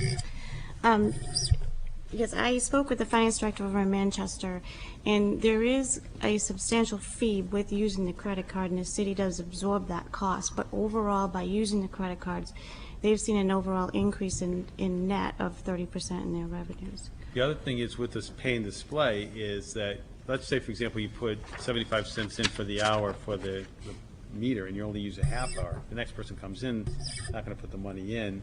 They might put only 75 cents in. With a pay and display, when you leave, it zeroes out. It zeroes out because you leave with the display. And so. Boy.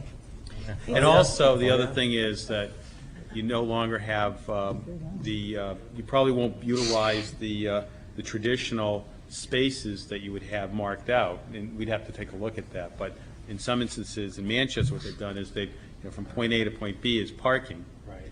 And so more cars can fit into those spaces. Motorcycles. Yeah. Councilor Pedalacos. Yeah, I just had a couple of questions on page 295. What is coast dues? Go ahead. That's the fee that the city pays to participate with Coast that supplies the transportation services.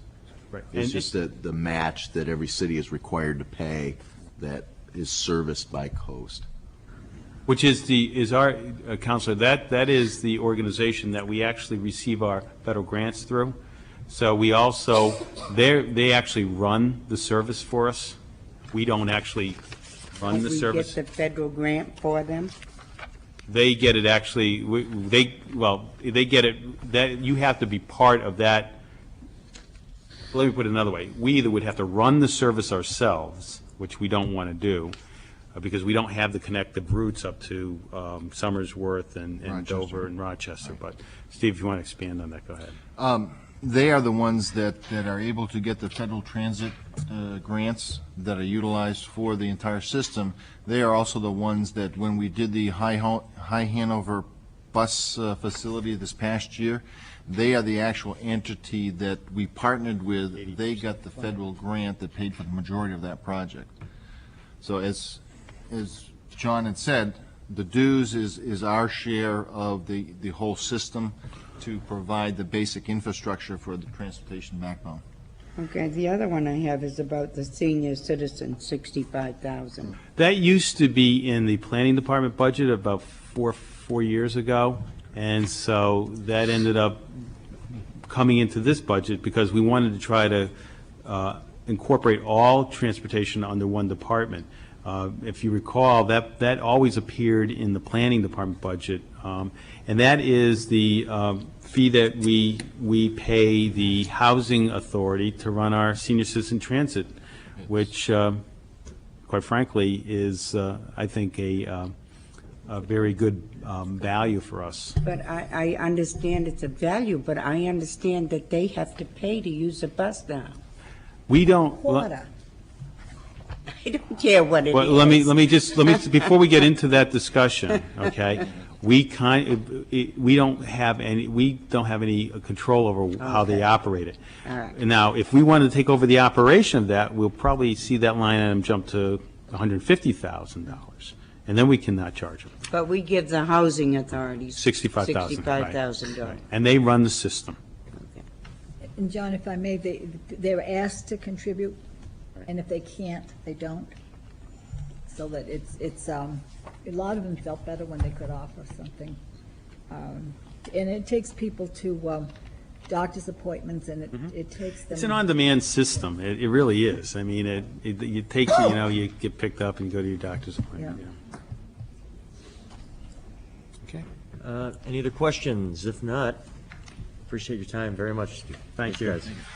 The next item is fee schedule update, and Andrew Pergel will and Councilor Hines will talk about this, and I'll let Andrew start it off.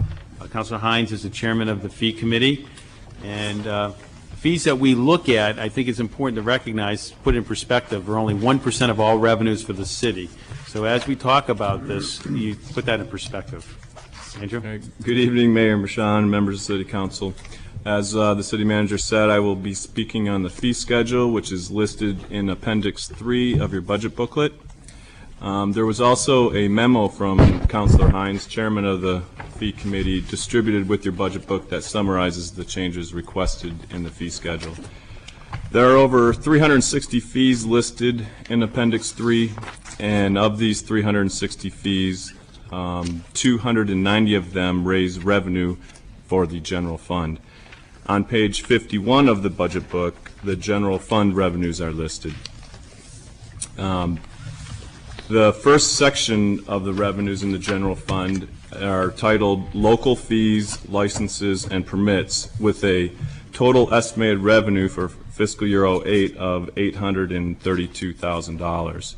These revenues are raised from the collection of the fees in Appendix 3.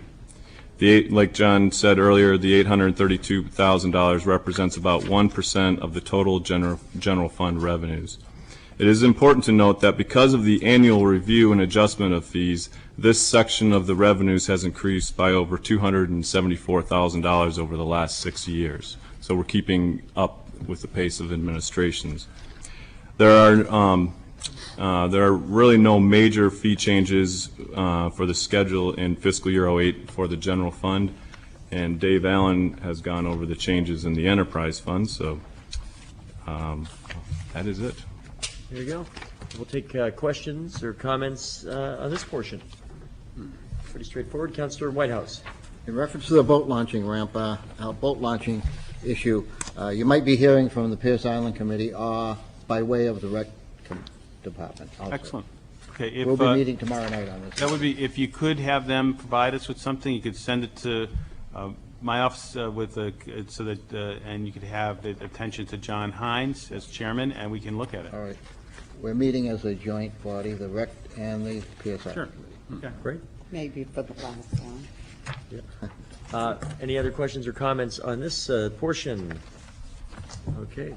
Your Honor, I have one other item, Yes. if I might. It will be brief, but it was a request from the assistant mayor at the last meeting to give you a couple options as it relates to the budget.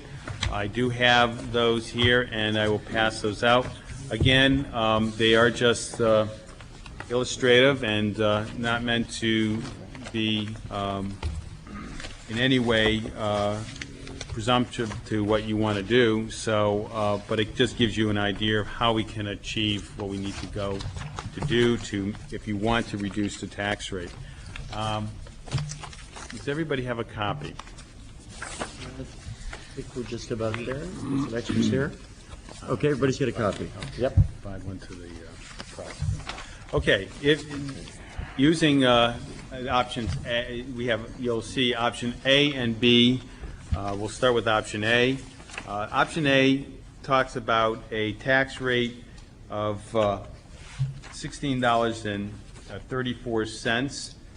This would mean that the tax rate would go up 3.9% over last year, as opposed to the proposed tax rate of $16.50, which would go up 4.9% over last year. The reduction from the proposal to this tax rate is 16 cents. So what we have here is, and I'll start with the operating. The operating, if you take a look at the top, what we did is we made the adjustments for the health insurance for each department. That's pretty much as a result of when we received our rates, and our 10-year average went from 11.7% to 10.5%. We were able to save about $100,000.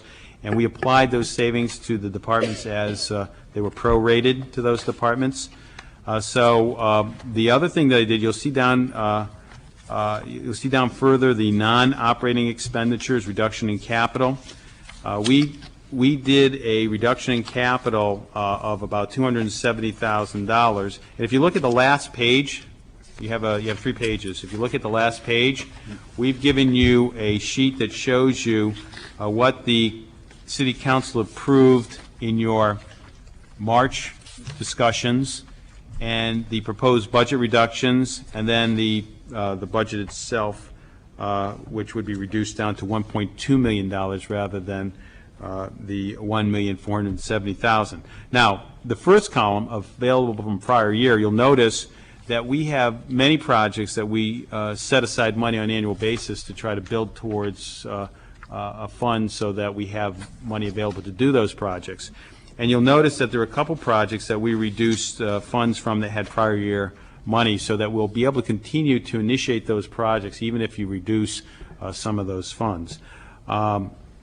We've discussed this with many of the department heads.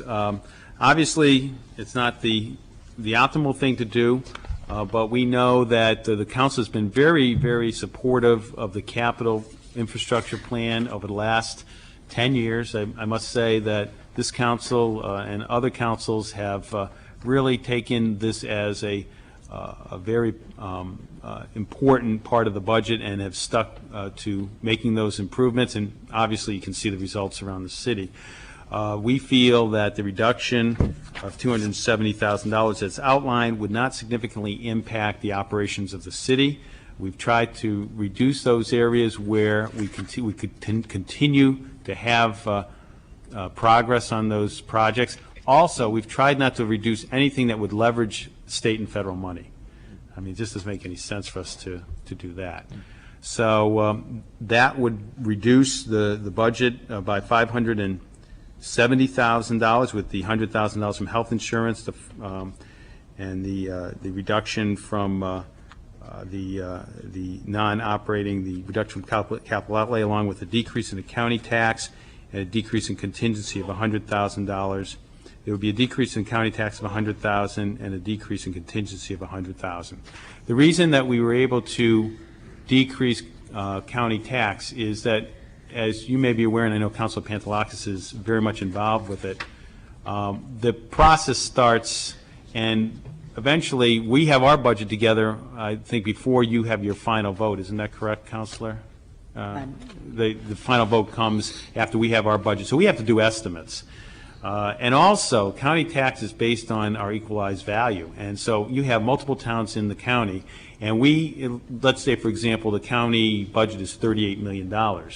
We're a percentage of that. So, for example, in the past, we've been hovering around 9% of that total.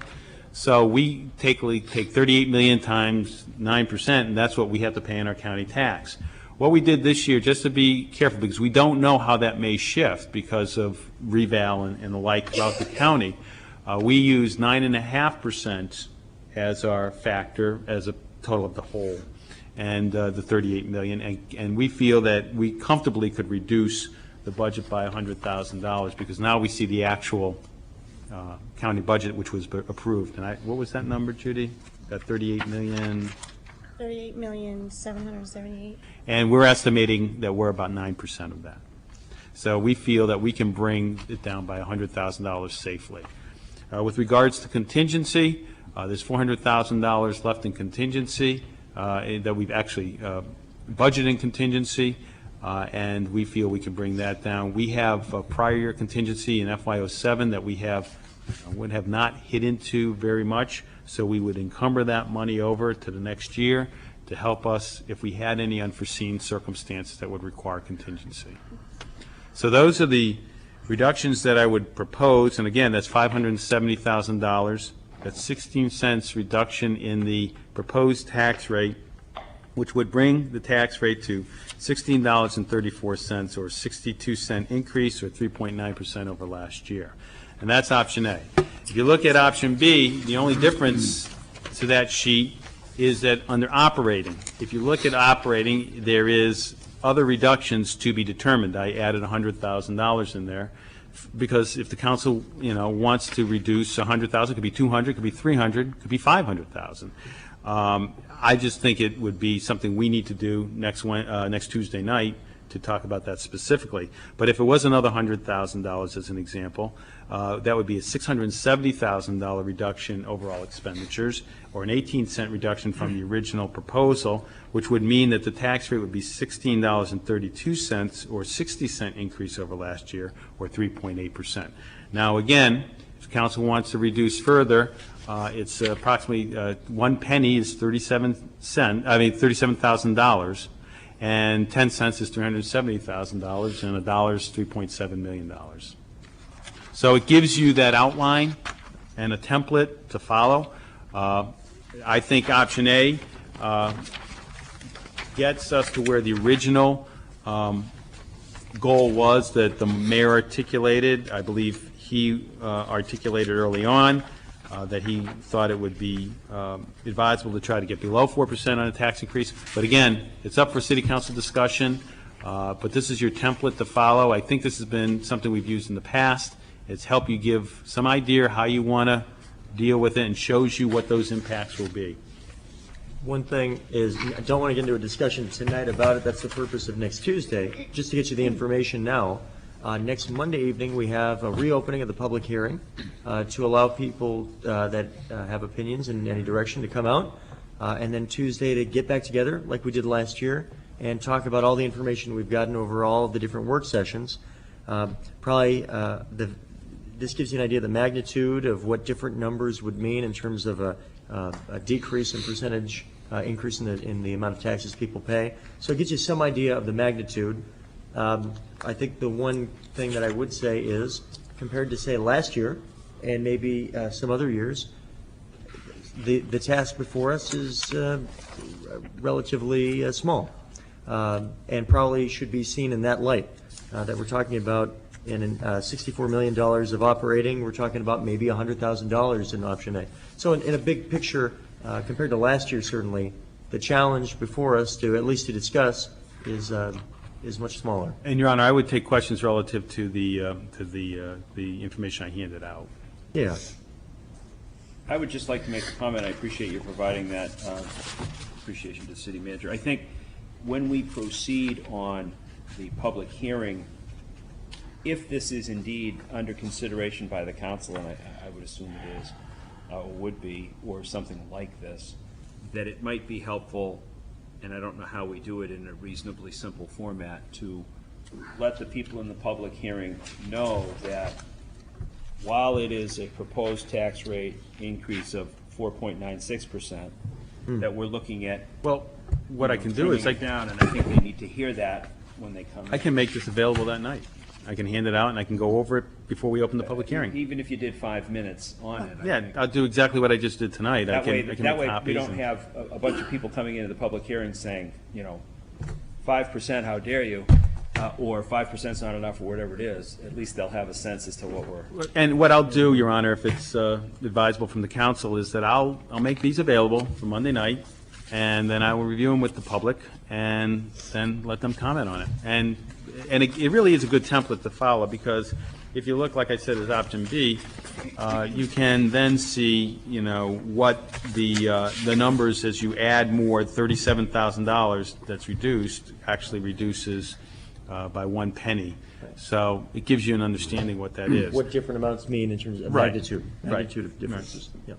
I do recall in years past, thank you, Your Honor, and thank you, Your Honor, again for moving the process along as we have done this year. Oftentimes when this has been done in the past, the city manager will provide a calculation as to what tax rate will mean to for example, $300,000 home. And I know you can do it now, but if it... It's $180 basically. Right. On And option A. I think if people hear that in your presentation, I don't know that it needs to be on this document's fine. But that's a useful number for people to have in their heads. Yep, good point. And of course, Tuesday we'll hash it out. Monday we'll hear people and go from there. Councilor One thing I'll be Whitehouse. talking about Monday, and that is the reduction in the capital outlay. This caught my eye right away in option Plan A and Plan B, and that is the Pierce Island Master Plan, a reduction of $25,000. We worked hard. I know. I We just got a wanna make jewel sure. in the river, and we've got to continue. We're on the last phase. I know, but I just You want make- that's fine. This is just Oh, yeah. is just options. And I don't want to discuss individual items tonight. Add That's it what back next week's in? about. So I'm not Make dismissing you the aware, importance. that's all, but- how I feel. Yep. Certainly. Okay. And with that, I think we're good to go for the evening. And appreciate everybody coming this evening, a lot of people. And we will be back Monday evening to listen to the public. Thanks very much. Thank you. Thanks.